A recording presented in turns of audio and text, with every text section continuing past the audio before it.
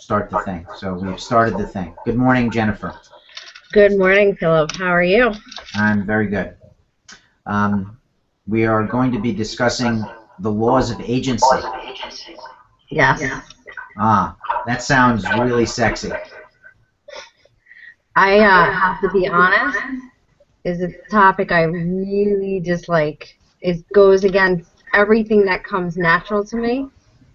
And it pretty much is the most awkward conversation you can have with a human being. Okay, well, I'll tell you how not to have it. You want to learn how not to have the agency conversation with Awkward conversation? with people? Sure. Okay. So here's what you don't do. I'll tell you a little story. We had an agent, and I'm not going to name her, who was very experienced, and I gave her quite a few client inquiries, or as we often called it at the time, leads. And she never made a sale. One day, I actually ran into her when we were both showing the same property. And it was one of those, like, really cold autumn days. We're getting really big feedback here, by the way. Mine stopped. Yours stopped? Okay. So I got to the property about 2 minutes before she got there. She met her people. My people hadn't arrived yet. And she began to read them the agency disclosure spiel in the front yard, in the rain, while they stood there, freezing and being rained on the front porch, like right there. And I remember looking at her and saying, how tone deaf can you be? All right? So here's how to handle the disclosure, and then we'll start explaining what the agency disclosure is for those who are not clear about it. Joe Sheehan is a RE/MAX associate broker down in Pennsylvania, which has reciprocity with New York. Yes, he's my friend. I love, who's smart and experienced and teaches this stuff. At the end of his first meeting with his prospective clients, sends them home with an agency disclosure and a buyer agency representation agreement. And we'll get into that as well. Right. He explains to them, after he develops the rapport, indoors preferably, without exposing them to the elements, doing what he can to make them comfortable and letting them know that he is a professional guy, bonding with them perhaps. Then he sends them home with that stuff with a fairly thorough, understandable explanation. Well, but it's easy for buyer's agency. It's very, okay, well, you think It's clear. For sellers? Well, for seller, yeah, I guess from the perspective of, I think the conversations that are the most difficult, and you got to remember, I do a lot of commercial work where it's very cut and dry. I work for the seller, great. I represent the buyer or the tenant, great. It's like, well, in commercial, it's by law, it's a transactional event. Right. You still have to identify who you work for. There's just no complication. It's just not. There's not all this other stuff to confuse it. So, I think from the perspective of a seller, when you start discussing, even though it's improved, I think in 2011 they came out with the what is that called? Advanced Disclose Dual Agency. Advanced Consent to Dual Agency. Thank you. So that's an improvement upon it, in my opinion. It's still it's confusing, going through all the different scenarios. If you're doing it, if you're actually informing them of all the different scenarios of agency, it's something I still kind of struggle with. And I think even for the buyers that come along, that want to work with you as the listing agent, and all the situations that arise from that. Okay, so let's explain what the rules are, Right. and then we'll get into what I feel are the best ways of approaching it, okay? Okay. Okay. First of all, the rule in New York State and many other states, but for the sake of discussion here, we're going to talk about New York State, is the first substantive contact with the public, we are supposed to present them with a form known as an agency disclosure, which says in very big print at the top, Right. this is not a contract, where we have to get them to sign a disclosure saying that they understand for whom we work. And that's an improvement too, the substantive contact, because it used to be very vague. You know, like if they walked into your open house, it was assumed that you had to have that conversation, where they clarified that. I don't think it's required at open houses. Not anymore. In If it is, I 2011, go to they jail. made that those changes, which helped a lot. Right. Okay, so when the prospective client meets with us, okay, we have to present them with this form, and there's basically two most common forms of representation, and there's some other more arcane forms of representation that we'll get into, okay? You would either work in general for the seller as your client or the buyer as your client. Right. If the buyer's your client, you're the buyer's agent. If the seller's your client, you're the seller's agent.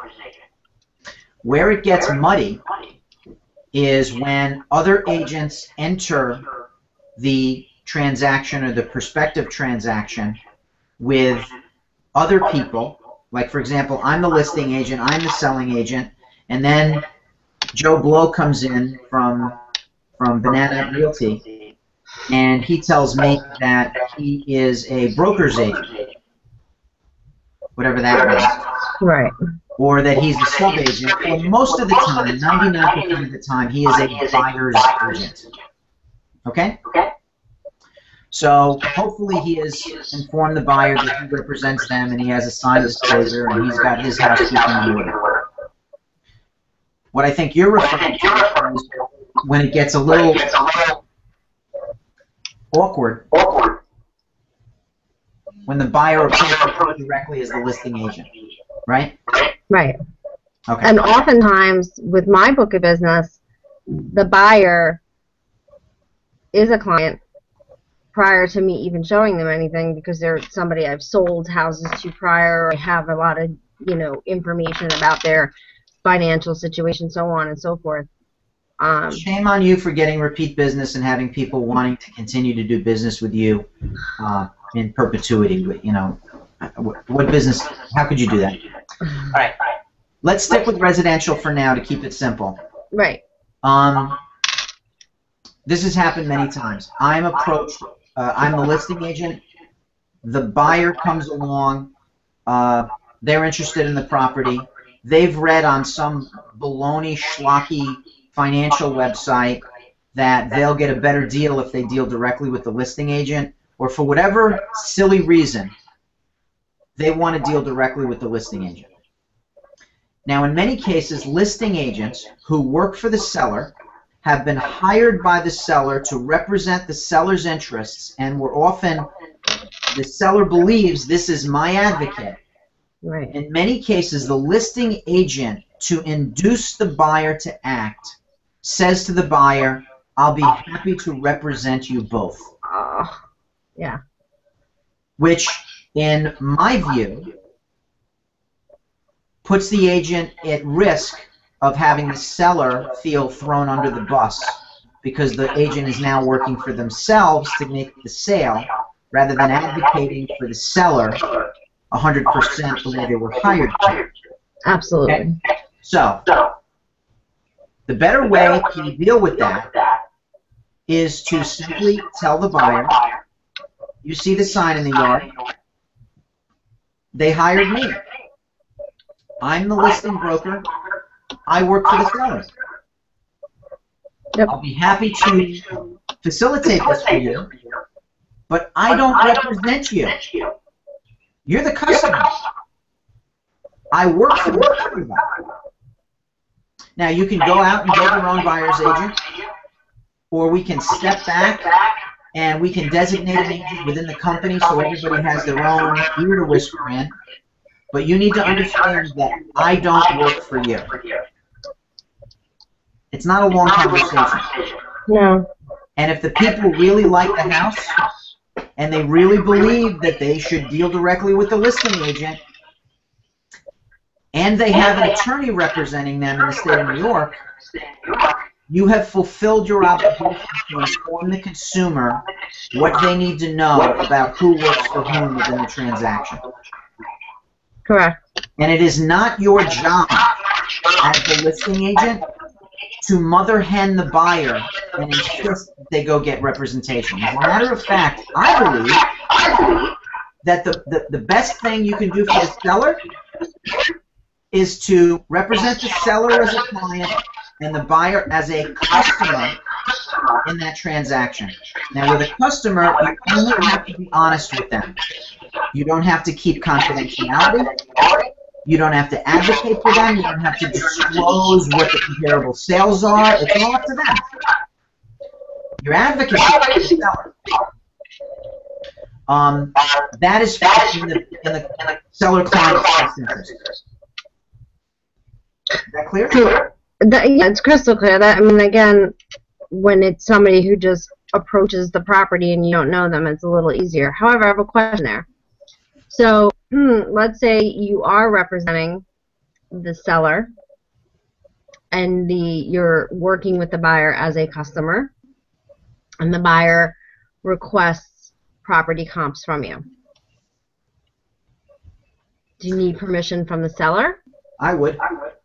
Right. I would say to the seller, and well, by the way, we'll get to your scenario with clients on both sides in just a minute.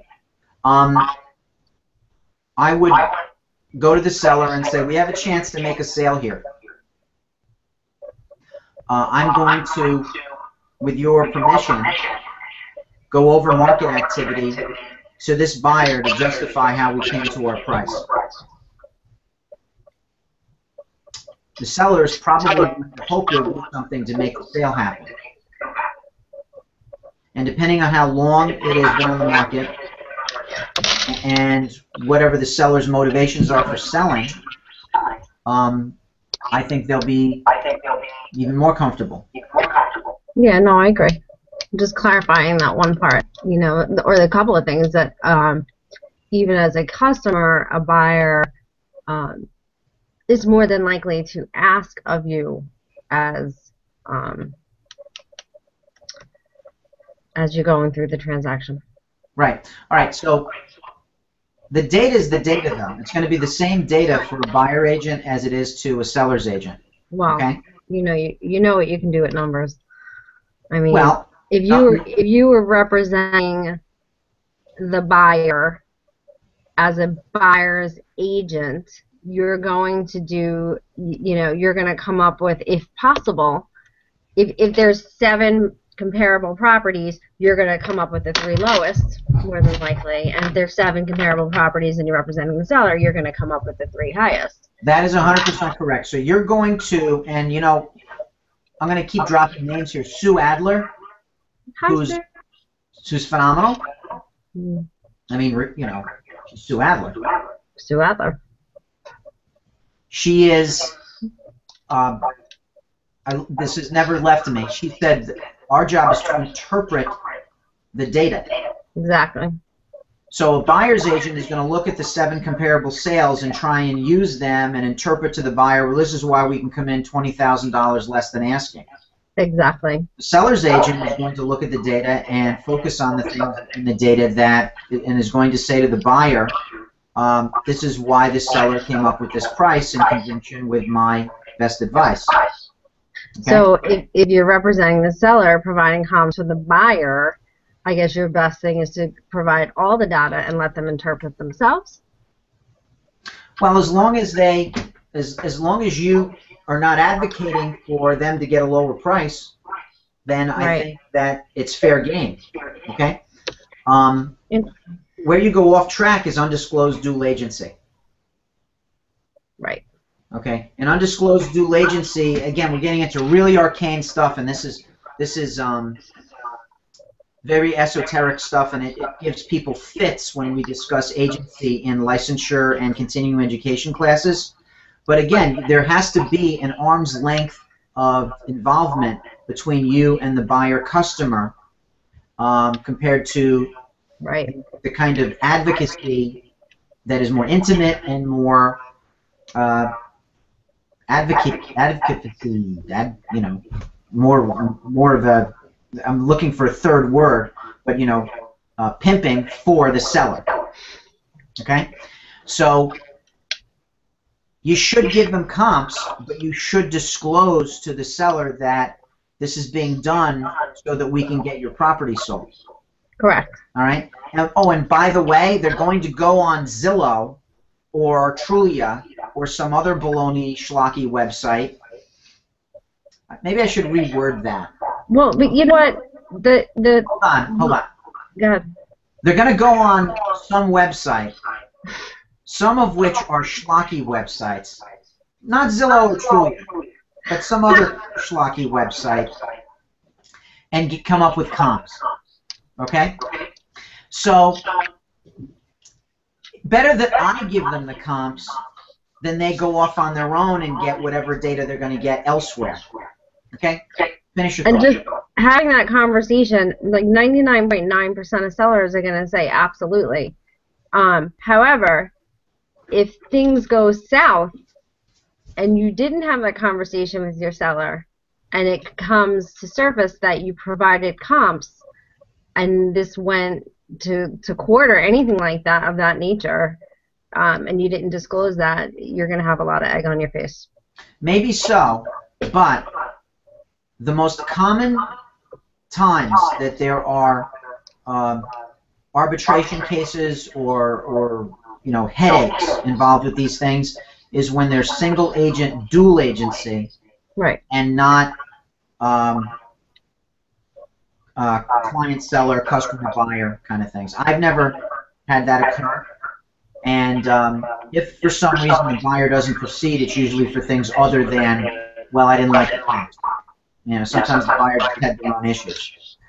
What the consumer should get from this, by the way, and we're going to get to your scenario in a second, what the consumer should get from them is that going into the largest transaction of most people's lives with all the pitfalls, the incredibly high financial stakes, to not have your own representation is really a dubious way of going about things.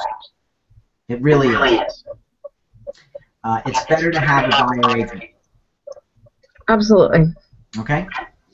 Now, let's look at the cases where you are an Uber agent and you've got so much repeat business going on that you're Gen Mar and you've got clients on both sides of the transactions because you have past clients and past relationships buying your current relationships, your current listings, right? And these are people you've done 2, 3, 4 transactions with in your career.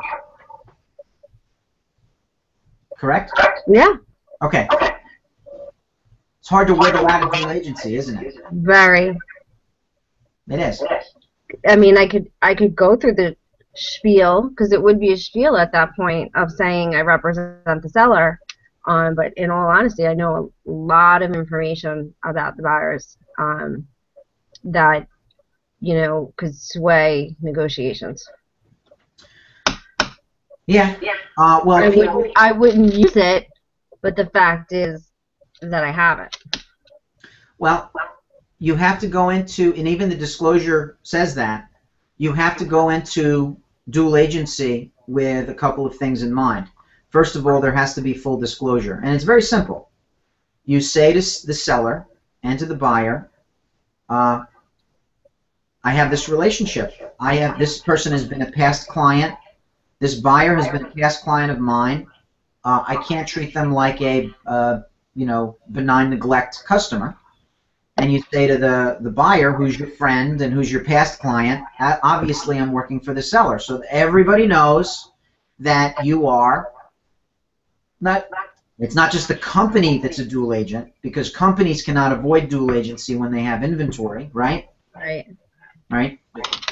The company has had me as the broker be the dual agent with Jen Marr representing the seller and Jackie Holden or Tom Recapito or whoever representing, being the designated agent for the buyer. That's the way they've done it in the state of New York. Right. When you're a single agent, when they say, wait a minute, we don't want you to step back, we want to work with you, then you've got to be careful. You've got to err on the side of disclosure, and you have to make sure you draw a very, very clear picture to both sides, the nature of the relationship, which I believe you must do because they keep buying and selling with you. Right. And I've actually made it part of the listing presentation is explaining that I have a 16-year book of business, and a lot of them, come back and purchase more properties or whatever, and that the odds of this happening are great. And so that part of it's kind of easy. It's the part with the when the buyers come along. But it's getting easier. This is just because I'm just getting back into listing and selling, and it's all like, I don't know, it's all new. And agency has been the one thing, the constant. And then I just had the situation where I appointed for the first time a designated agent because it was a buyer. It was a buyer I did not know. I believe came through an open house. And I said, well, let me appoint a designated agent, and that didn't work out so well. So I did something wrong with that conversation. It was awkward. Well, I think in these cases, it's hindsight is 20/20, and we don't know if it would have been worse had we not done it another way. Right. And until it closes, it's very hard to look back, and it's hard to evaluate on the 20-yard line whether you're going to score or not. All right? Well, and I think there's a timing to, like these people. One of my gifts and curses is that I build rapport with people very quickly, and so very quickly. And for me personally, and it's not going to be the same for everybody, but you have to be careful because once they build rapport with you, they want to work with you, and you showed the knowledge of the neighborhood and the expertise of compliance in that town zoning and how to pull septic information or whatever. So you have the timing of assigning a designated agent is crucial, obviously, because the timing was just so off on that one. And well, live and learn. But the takeaways here are that you have to disclose. Mm-hmm. You have to err on the side of communication, and when in doubt, you call your broker and make sure that you're proceeding in the best way possible. Not for you, but for the clients. Oh, absolutely. Okay, and we should make it also very clear that this is not happening twice a week. This happens, in very rare special circumstances. I have been a dual agent as a single agent, dual agent, exactly once since 1998. Yeah. It happened. It happened to me I've been back to listing and selling. September will be 1 year, and it's 3 times. Mm-hmm. Okay. Because of repeat clients or relationships with both the buyer and the seller. I mean, even when you're very good friends with a buyer and you have a listing, mm-hmm. and they've never bought anything from you before. Yeah, it's hard to wiggle out of that. It's hard to say you're a customer. Yeah. Right. We showed I showed one of my listings to someone I knew from my B&I group about a month or two ago, and they said, "Well, you work for us, right?" And I said, "Actually, not with this particular listing. No, I work for the seller." And he kind of looked at me, and then I had to move up the conversation because I didn't know the guy was gonna bring it up 30 seconds in. The law is the first substantive contact but they don't say when in the first substantive contact. You know, let's Right. find out where the kitchen is first. You know what I mean? So it's all a matter of interpretation. But you know, usually when you're discussing the merits of a double sink versus a single sink, having somebody bring up agency is a little unusual. But you know, we were clear and they're clear, and you know, we'll represent them on something else because that particular house wasn't for them. So Right. it happens more often with you. It happens more often with you for good reasons. Well, but I also think that I need to I need to, you know, not feel so obligated to. I mean, I think I need to probably be a little stronger on, and you know, I'm just saying it honestly, to say I represent the seller, unless there are, you know, circumstances that are really gonna sway negotiations, because I've built a lot of relationships with a lot of people. I cannot be a dual agent on every transaction going forward. It's just, I don't know, or maybe I can. Well, it all depends on the player. No, you're not going to be a dual agent on every transaction. It all depends on the players. 3 times in 1 year, while a little bit on the high side for our culture, is not terribly unusual in the state of New York. All right, and that's unfortunate, but you have good reasons. You know, it's not like you're throwing your seller under the bus. You are disclosing. You know. Oh So- no, absolutely. All right, Absolutely. so this is by no means a comprehensive coverage of this whole thing, and there are all kinds of different ways to be a dual agent. I'll give you a really unusual one that one of our agents ran into recently. She was representing a buyer client on a house, made an offer. Offer was not accepted based on terms. Not long after, another buyer wanted to look at it with her. She said to me, do I have to tell my client who just had the offer rejected that I'm showing this property again? And I said, you actually do. You have an obligation of disclosure to them. And my interpretation would be that, yeah, you have to tell them. Yeah, I And agree. they weren't this, happy. well, see, this is what boils down to, and why it's a little easier in commercial, because the bottom line is, and I'm not belittling agency relationship. If you're not comfortable with the person that is working with you in any capacity, you're gonna have suspicious thoughts about however the agency relationships roll out, and that's really what it boils down to, and that's probably why it drives me so nuts, you know, because I can do whatever role that I'm playing perfectly. It's when you know, I guess boils down to the explanation. It always makes me feel a little funny, and that shouldn't be the case because I know how I'm behaving and handling the negotiations and the transaction. The clients or the customer is not going to have any problems. If it didn't give you a little agita, there'd be something wrong with you. Yeah, I guess. You can't be detached from this. You have a psychic involvement with the players involved. That means you care. It means you have an investment in doing the right thing, and it speaks well of you. I've had people say to me, well, you know, going into something with high stakes, hey, I'm nervous. And I say to them, well, if you're not nervous, you're crazy. You have to be nervous going into this. Every transaction is high stakes. Every transaction. Well, for the client, it is. For us, Yeah. it's another day at the office. But Well, for the client, it is and it isn't. But you never know. You know, I've seen lives change for agents in making mistakes in transactions and in representations and whatnot. So, and it could be for a rental. So, every transaction is high stakes as far as I'm concerned. that's correct. And real estate. Especially when you've worked as long and hard for relationships as most of us have. Yep.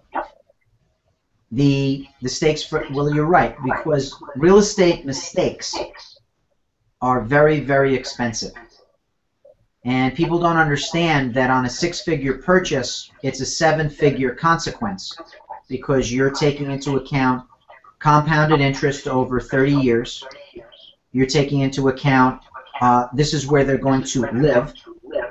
I've seen real estate problems destroy marriages, businesses, mental health, the whole McGill. It's ruined my mental health a couple of times, but only for a few minutes. Well, we're crazy. Anybody in this business? I think that's how you and I became friends. We would just call each other up and drown and vent. Yeah. Vent. There was an interesting question posed yesterday, real quick, because we got to end this. But there was an interesting question, just on a tail note. Walkthrough. Yes. What are the responsibilities of a buyer's agent at the walkthrough? I love that question.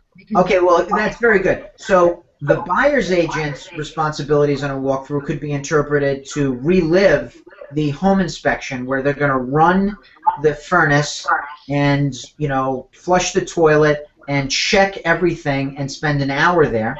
And the listing agent's interpretation of the walkthrough is to ensure that the seller's moved out and there's no gaping holes in the sheetrock. So if the walkthrough is misnamed, that would be in the point of view of a buyer agent. And I don't think there's any book of rules on that. If we are representing the buyer and there was a tenuous negotiation on repairs being made, we owe it to our client to make it a thorough walkthrough and to ensure that certain things were done. I believe that the best compromise would be to bring the list from the home inspection, and if there were promises that repairs would be made, absolutely, that you ensure that, for example, the central air runs, or that the toilet in the basement powder room flushes, or the certain repair was made. But when you turn it into, bringing back the home inspector, or bringing 15 family members through, and you give the whole house a completely new diagnostic, that might be taking it a little too far, even on the buyer agent side. So you have to exhibit good faith. So what about a contract states heating must be working, no leaks. There's certain basic language in a contract. Do you think that that's the responsibility of the buyer's agent to ensure that the buyer is buying the property as in the condition it's stated in the contract? Yeah, I mean, as if there were a leak and there's a big patch where the leak was, you got to make sure that has been repaired. What about turning the heat on? I don't think there's any harm in turning the thermostat on. Okay, it takes 5 minutes to make sure that the radiators warm up, or that the vents are blowing warm air. It's when you're there for 90 minutes that it gets a little bit much. Okay. I think if you address specific things, that's fine. I think if you start going under the deck, which no one ever talked about, with a magnifying glass, that's when you're acting in bad faith. That's when you're looking to create or manufacture an issue. Correct. And there are certain people who will try and do that as another bargaining tool. Yep. I think you had one of those this year, didn't you? Oh, and then get into the determination of room clean. Yeah. Oh, yeah, well, look, yeah, I did, as a matter of fact. We had a guy that was upset that there was a ring in the toilet. So I flushed the toilet and the ring disappeared. Just some of the magic of broker works. All right. Well, I feel a little bit better about agency relationships, and it's probably not anything I'll ever be 100% comfortable with, but I think that's the purpose of the law, is to get you mindful at all times of who you are representing, what you are saying, how is that affecting the negotiations, and into whose favor is it affecting the negotiations. Right. So I think a level of uncomfortability, as you stated earlier, is a good thing. Yeah, we should. That's the purpose, to be thinking of it. If we're too comfortable, Don't get comfortable. No. We're not in this to be comfortable. We should always be striving to do a little bit better and to learn more. This is just one of those things where it's like peeling an onion. It goes on in perpetuity. That's why I believe that the exemption for 15-year brokers from continuing education is a big mistake. I think if anybody needs continuing education in our industry, it's brokers that have been in the industry 15 years or longer, because the business is completely different from when they got into the industry. Also, you know,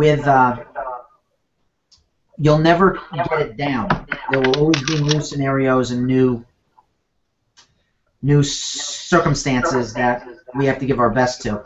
Like many things, this law is certainly a very good law. And like many things, it came about because I think some politician's son or daughter got to a closing table and were aghast when they found out that the agent they were working with as a buyer was actually never their advocate. They found out that the buyer's possessive agent was actually a sub-agent for the seller. Yeah. And like the HUD one, where I think some senator's daughter was completely blown away by last-minute closing costs and didn't understand it all, it became law. And I think it was Louise Slaughter in upstate New York. I could be wrong, but I think she kind of spearheaded this agency law back in the 90s, and it's certainly an important law. People need to know, you know, again, biggest transaction of your life, you need to know who works for who. Absolutely. I'd say we covered some really dicey territory here. Controversial territory. You think so? Yeah. Yeah. This is what gives people fits. Well, I think just being able to discuss things out loud and not being afraid of making a mistake, because honest mistakes are one thing, but once you know, you know. So discussing it is the best thing you can possibly do. Good. Well, that's why we're doing this. Yep. What are your plans for today? A little bit of work, some relaxation. Good. Working tomorrow. Good. I'm relaxing from my vacation. Oh, I'm exhausted still. That's great. That's great. You earned it. We will resume this next week. What are we going to talk about next week? Any thoughts? I think I want to delve into tradition a little bit more. We touched upon it last week when we were discussing, what were we discussing last week? 2 weeks ago? Oh, just the bonehead traditions that a lot of agents have, thinking that we should be advocating for each other and not the client. Yeah. So but I want to dive into tradition a little bit more. Okay. There's a lot of stupid traditions, so we can do that. Yeah. Yeah. We got to wrap this up now. I'm told we should keep these under 3 minutes. We're inching closer. Under 3 minutes? Could you imagine having an agency discussion? I'm amazed that we got this far in 30. We'd have to talk like those guys on Dragnet. You know, in the old TV shows when they talk really fast. I can't do that. Well, actually, I can. Most people say I talk too fast as it is, so goodbye. Goodbye, Jim.